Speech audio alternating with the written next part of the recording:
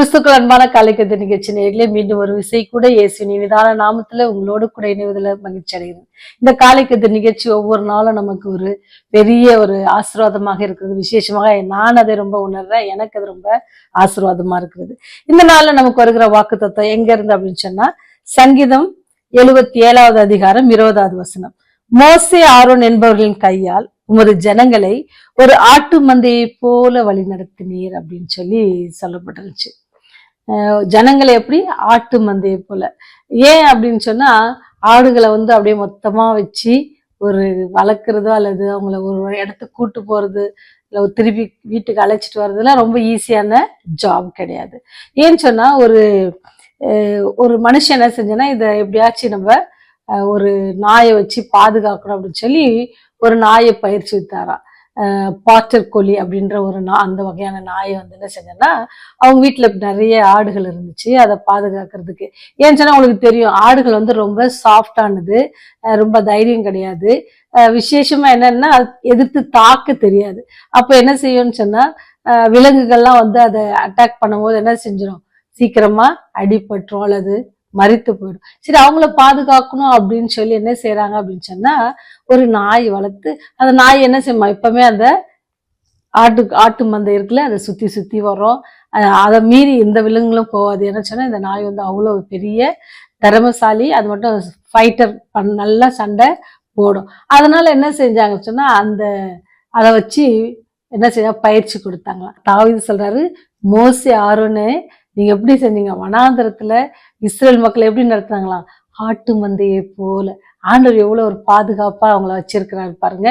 ஆட்டு மந்தையை பாதுகாக்கிறதுனா ரொம்ப கூடவே இருப்பாங்க.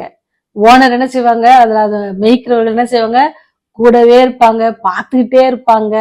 எங்க போகுது, என்ன பண்ணுது, ஒருவேளை மெதுவா நடந்துச்சுன்னா என்ன செய்வாங்க, கிட்ட போய் அதை லைட்டா தட்டி கொடுப்பாங்க. இல்ல ஒருவேளை அடிபட்டு இருந்துச்சா, இல்ல காலில் முள்ளுகள் குத்தி இருந்துச்சுன்னா அதை என்ன செய்வாங்க, எடுத்து விடுவாங்க. ஆனா ஆண்டவர் இஸ்ரேல் மக்களை ஒரு ஆட்டு மந்தையை போல வழிநடத்தினாரா. அதுக்கு ரொம்ப பொறுமை தேவை ஃபர்ஸ்ட். ஏன்னு சொன்னா, ஒரு ஆடு போற வழியே என்ன செய்யும், எல்லாமே போயிடும். ஒரு ஆடு, எல்லா ஆடுமே கரெக்டா போச்சுன்னா பிரச்சனை இருக்காது. ஒரு ஆடு சைடா போச்சுன்னா திருப்பி எல்லாமே சைடா போகும். அப்போ ஃபர்ஸ்ட் ஒரு ஆடை ஓடி போய் என்ன செய்யணும், மந்தையில முன்னாடி ஓடி போயார். அப்போ ஆண்டவர் நம்மள அப்படி இஸ்ரேல் மக்களை அப்படிதான் அவரு பாதுகாத்தார். அதனாலதான் தாவீது பக்தன் சொல்றது, எப்படி அவங்கள ஆட்டு மந்தையை போல வழி நடத்தினீங்க அப்படின்னு சொல்லுவாரு. அதை நீங்க 78வது அதிகாரத்துல பாத்தீங்க அப்படின்னு சொன்னா, 52, 53 வசனங்களை பாத்தீங்கன்னு சொன்னா, தாவீது பக்தர் எப்படி பாடுறாரு பாருங்க. அவர்கள் பயப்படாதபடிக்கு அவர்களை பத்திரமாய் வழி நடத்தினீர். அவர்கள் சத்துருக்களை என்ன பண்ணுச்சான், கடல் மூடி போட்டது அப்படின்னு சொல்றாரு.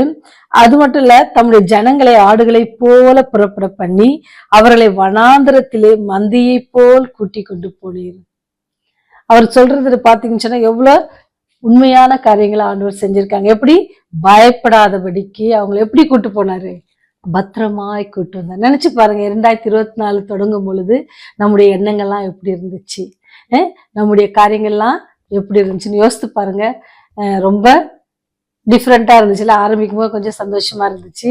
இடையில பிரச்சனைகள், வியாதிகள், இயற்கையின் சீற்றங்கள் நிறைய தாண்டி வந்துட்டோம்ல. சில நேரம் பண பிரச்சனைகள் இருந்துச்சு, சில நேரம் மன வேதனைகள் இருந்துச்சு, எவ்வளவு காரியங்கள், போராட்டங்கள் இருந்துச்சு. இதன் மத்தியில ஆண்டவர் நம்ம எப்படி கூட்டு வந்திருக்காங்க. அவர் சொல்றாரு பாருங்க, பயப்படாதபடிக்கு அவர்களை பத்திரமா. அன்னைக்கு இஸ்ரேல் மக்களை வழிநடத்தின தேவன் நம்மளையும் தான் எப்படி பத்திரமா என்ன செஞ்சிருக்காங்க, 12வது மாதத்தை காணும்படி கிருபை செய்திருக்காங்க. அநேக நம்ம குடும்பத்திலும் சரி அல்லது நண்பர்கள் வட்டாரத்திலும் சரி, நம்ம நினைக்க முடியாத காரியங்கள் நிறைய நடந்திருக்குல்ல. இந்த வருடத்தை ஆரம்பித்தவர்கள் என்ன செய்ய முடியல, பார்க்க முடியல. ஆனா ஆண்டவர் உங்க மேலே என் மேலே கிருபையாக இருந்திருக்காரு. அதுக்காக நம்ம நல்லவங்கன்றதுக்காக இல்ல, நம்மள என்ன செய்யறதுக்கு இல்ல, நம்மள அதாவது ஆண்டோடைய நித்திரைக்குள் போவதற்கு கூட நம்ம இன்னொன்னாவில தகுதிப்படல அப்படின்றதுதான் அர்த்தம். அந்த ரெஸ்ட்டுக்கு போறது கூட நம்ம என்னல தகுதிப்படல, நம்மகிட்ட இன்னும் அதிக குறைகள் இருக்கிறது. அது நிமித்தம் தான் ஆண்டவர் நம்ம மேல் கிருபையா இருந்துன்னு செய்யறாரு. ஒவ்வொரு நாட்களும் அல்லது ஒவ்வொரு வருடமாக கூட்டி கொடுத்து வந்துட்டு இருக்காங்க. ஆனால் நம்ம எப்படி ஆண்டவர் நம்ம எப்படி நடத்துறாரு, அன்னைக்கு இஸ்ரேல் மக்களை ஒரு மேய்ப்பனை போல, ஒரு ஆட்டு மந்தை யார் மேய்ப்பா? மேய்ப்பன் தானே. அதனாலதான் தாவீது பக்தன் சங்கீதம் 23 சொல்றாரு, கர்த்தரின் மேய்ப்பரா இருக்கிறார், நான் தாழ்ச்சி அடையேன். அவர் என்ன செய்யறாராம்? புல்லுள்ள இடங்களில், சும்மா சாதாரணமா இல்ல எப்படியாச்சும் போய் மேய்ஞ்சுக்கிறீங்க அப்படின்னு சொல்லி மேய்ப்பர் ரெஸ்ட் எடுக்க மாட்டாங்க. நம்ம எங்க வழி நடத்துறவங்க? புல்லுள்ள இடங்களில், அமர்ந்த தண்ணீர், ஓடுற தண்ணினா செய்யாத ஆடுகள் பிடிக்காது. ஏன்னா பயப்படாத, சத்தத்துக்கே அது அப்ப ஆண்டவர் பாருங்க நம்மள எவ்வளவு அழகா நடத்திருக்காங்கல்ல. அப்ப அந்த அன்பான ஆண்டவர் நம்மோடு கூட இருக்கிறாங்க. எப்படி எனக்கு இஸ்ரவேல் மக்களை ஆட்டு மந்தையை போல நடத்தினாங்களே, அதை தாவீது பக்தன் எவ்வளவு அழகா பாடுறாரு பாருங்க. அவங்கள நீங்க நடத்துனீங்க. அதுல இன்னொரு காரியம் ரொம்ப பிடிச்சது எனக்கு என்னன்னு சொன்னா, இந்த அவங்களுக்கு எதிராக வந்தவங்களை எங்க கடல் அழித்து போட்டது போல நம்ம எதிர்நோக்கி வருகிற எல்லா பிரச்சனைகளையும் அவர் அழித்து போட வல்லவராக இருக்கிறார். அவர் நம்மை பாதுகாத்திருக்கிறார். இந்த வருடம் முழுதும் நம்மை அவர் பாதுகாத்திருக்காங்க. இப்பேற்பட்ட அன்பான தெய்வத்துக்கு நீங்க என்னத்தை திருப்பி செலுத்த போறீங்க? இத்தனை நாட்கள் எங்களை பாதுகாத்தீங்களே அப்பா, அதுக்காக நீங்க என்ன செய்ய போறீங்க? அவருக்கு நீங்க நன்றி சொல்ற பிள்ளைங்களா இருக்கீங்களா? ஒவ்வொரு நாளும் எனக்கு டிசம்பர் தொடர்ந்துக்கிறதுல இருந்தே எனக்கு எண்ணங்கள்லாம் இப்படித்தான் இருக்கு. ஆண்டவரே உமக்கு நன்றி ஆண்டவரே, இத்தனை நாள் எங்களை பாதுகாத்திட்டீங்க. இத்தனை நாள் நாங்க போயிட்டு வேலைக்கு போயிட்டு வரோம், எல்லா நேரத்துலையும் நீங்களோட கூட இருந்தீங்க. ரோடு கிராஸ் பண்றது ரொம்ப கஷ்டமா இருக்கும், பயமா இருக்கும். அதெல்லாம் நீக்கி போட்டு ஆபத்துல இருந்து விலக்கி காத்து எனக்கு நேரிட்ட எல்லா ஆபத்துகளிலும் என்ன செஞ்சீர்? நீர் கூட இருந்தீர் அப்படின்னு சொல்லி பக்தன் பாடுவாங்க. ஆண்டவர் நமக்கு மேய்ப்பரா இருக்கிறாங்க. அதனால நம்ம எதுக்கும் பயப்பட தேவையில்ல. We lack nothing. அப்படிதான் ஆண்டவர் நம்ம எதுவுமே நமக்கு என்னது தாழ்ச்சி அடைய விட மாட்டாங்க. ஏன்னு சொன்னா அவர் நம்முடைய மேய்ப்பரா இருக்கிறார்.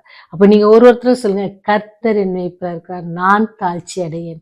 எனக்கு தேவையானது ஒண்ணும் இருக்காது, எல்லாத்தையும் அவர் பார்த்து கொள்வார். ஏன்னா இத்தனை நாள் பார்த்து கொண்ட தேவன் இனிமேலும் பார்த்து கொள்வார். அதனால அவர் சொல்றாரு, ஆட்டு மந்தையை போல வழி நடத்தினார். அதே போல அந்த மேய்ப்பன் உங்களையும் என்னையும் ஆட்டு மந்தையை போல இத்தனை வருடங்களாகவும் அட்லீஸ்ட் இந்த 2024 ஆண்டவர் நம்மை வழிநடத்த நினைத்து என்ன செய்வோம்? ஆண்டவருக்கு நம்ம நன்றி சொல்வோம். அவர் உங்களை என்ன செய்யறாரு? ஆட்டு மந்தையை போல நடத்த காத்திருக்கிறாரு. நீங்க அவரு உங்களை மேய்ப்பராக ஏற்றுக்கொள்றீங்களா? ஒருவேளை இத்தனை நாள் இப்பேற்பட்ட ஒரு மேய்ப்பர் இருக்கிறாரு, தண்ணீர் அமர்ந்த தண்ணீர் அண்டையிலும் புல்லுள்ள இடங்களிலும் மேய்க்கிற ஒரு நல்ல மேய்ப்பர் இருக்கிறார். ஒருவேளை அந்த மேய்ப்பரை நீங்க தெரியாம இருந்தீங்கன்னு சொன்னா, அல்லது உங்களுடைய நண்பர்கள் தெரியாம இருந்தாங்கன்னு சொன்னா, அவங்களுக்கு அந்த மேய்ப்பரை இன்ட்ரடியூஸ் பண்ணுங்க. அப்ப அந்த மேய்ப்பரை அவங்களும் பற்றி கொண்டு அவங்கள என்ன செய்வாங்க? கர்த்தர் என் மேய்ப்பரா இருக்கிறார், நான் தாழ்ச்சியடையேன் அப்படின்னு சொல்ற அந்த வாக்குத்தத்தத்தை அவங்களும் பற்றிக்கொள்ள நீங்க ஒரு கருவியா இருங்க. மெசேஜை முடிஞ்ச அளவுக்கு ஃபார்வர்ட் பண்ணுங்க. தேவனை அறியாத பிள்ளைகளுக்கு ஃபார்வர்ட் பண்ணுங்க, உங்க நண்பர்களுக்கு பண்ணுங்க, உறவினர்களுக்கு பண்ணுங்க. அப்படி பண்ணும் பொழுது தேவனுடைய ஊழியத்துல நீங்களும் பங்காளர்களா இருக்கிறீங்கன்றத மறந்துடாதீங்க. ஆண்டவருக்காக நீங்கள் செய்கிற ஒவ்வொரு சின்ன ஒரு செகண்ட் காரியம்னா கூட ஆண்டவர் அதுக்கான ஆசீர்வாதத்தை உங்களுக்கு அதிகமாய் தர காத்திருக்கிறார். அதை பெற்றுக்கொள்ளணுமா? ஜெபம் செய்வோம். அண்ட சராசரங்களையும் படைத்து எங்களை பாதுகாத்து வருகிற பரலோக தந்தையே, எங்க நல்ல மேய்ப்பரே, ஆடுகளை போல எங்களை வழிநடத்தினவரே, நோக்கி கெஞ்சி மன்றாடுகிறோம், நன்றி செலுத்துகிறோம் தகப்பனே. 1000 நாவுகள் போதாத ராஜா, தாவீது பக்தன் சொன்னது போல ஆண்டவரே, எங்களுடைய சத்துருக்களை எல்லாம் கடலில் நீர் அழித்து போட வல்லவர் ஆண்டவரே. எங்களை எதிர்நோக்கி இருந்த எல்லா பிரச்சனைகளும் நீர் இடைப்பட்டு எல்லா காரியங்களையும் நீர் எங்களுக்கு வாய்க்கு செய்ததற்காக நன்றி செலுத்துகிறோம். எங்களுக்கு எதிராக வந்த எல்லா ஆயுதங்களையும் நீர் முறித்து போட்டிருக்கிறீர், அதற்காக நன்றி செலுத்துகிறோம் சாமி. இந்த நாளிலும் கூட ஆண்டவருடைய அன்புக்காக கூடி சோசனை எடுக்கிறோம். எங்களுக்காக நீர் மறித்தீர், அதற்காக நன்றி செலுத்துகிறோம். எங்களை மீட்டு கொண்டீரே, அதற்காக நன்றி செலுத்துகிறோம் தகப்பனே. இந்த நாள் முழுதும் ஆண்டவரே, நீர் எங்களுடைய மேய்ப்பரா இருக்கிறீர். நீர் எங்களை அமர்ந்த தண்ணீரண்டை கொண்டு போகிறவர், நீர் எங்களை புல்லுள்ள இடங்களில் மேய்க்கிறவர் என்று சொல்லி அந்த விசுவாசத்தோடு இந்த நாளை நாங்கள் துவக்குவதற்கு நீர் கிருபை செய்யுங்க சாமி. அந்த ஆவியானவர் ஒத்தாசை எப்போதும் எங்களோடு கூட இருக்கட்டும் ஆண்டவரே. அந்த மெல்லிய சத்தத்துக்கு கீழ்ப்படுகிற பிள்ளைகளாக எங்களை நீங்க வழிநடத்துங்க. வாலிப பிள்ளைகளுக்காக செபிக்கிறோம் தகப்பனே. இந்த உலகத்துல வாலிப பிள்ளைகள் போகிற எல்லா தீய காரியங்கள் எல்லாவற்றையும் நீங்க அறிந்திருக்கீங்க சாமி. எல்லாவற்றையும் நீக்கி போட்டாண்டவரே, பிள்ளைகள் எல்லோரும் சிருஷ்டிகர் ஒருவர் இருக்கிறார் என்று சொல்லி வாலிப பிரயாத்துல அவங்களை நினைக்க நீங்க கிருபை செய்யுங்க சாமி.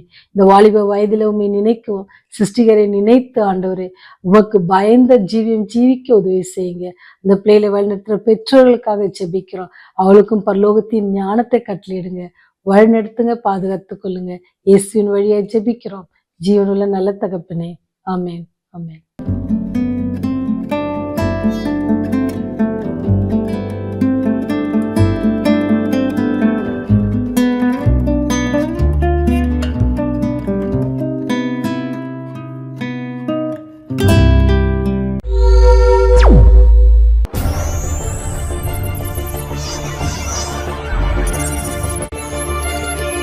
நீங்கள் பார்த்துக் கொண்டிருப்பது உங்கள் ரிவைவல் டிவி.